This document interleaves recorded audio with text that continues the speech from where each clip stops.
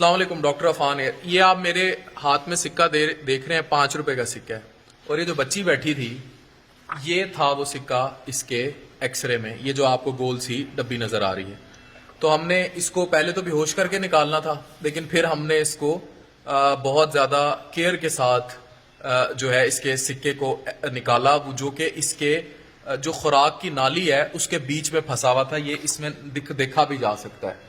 اس کی جو تصویریں تھی جو خوراک کی نالی میں پھنسا ہوا تھا وہ میں اٹیچ کر رہا ہوں. میرے ساتھ یہ میری ٹیم تھی، امانت، رجب، ذیشان اور باقی صاحب بھی. تو یہ میری ٹیم میں تھے. کہنا مقصد یہ ہے کہ اپنے بچوں سے یہ چیزیں دور رکھیں. کدھر گیا وہ سکہ؟ دکھائیں. اپنے بچوں سے جو ہے نا ان چیزوں کو دور رکھیں.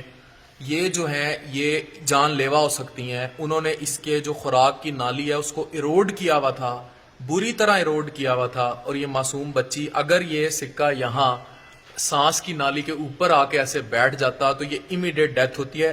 ایسے میں نا آپ چوک کرے نا بچہ تو اس کے پیچھے جا کے اس کے پیٹ پہ زور سے، اسے مینوور کہتے ہیں، ہیملچ مینوور، وہ زور سے یوں دباتے ہیں تو وہ سکہ باہر آ جاتا ہے. تو وہ مینوور بھی کر سکتے ہیں، لیکن یہ ہے کہ اگر وہ سانس نہ لے رہا ہو.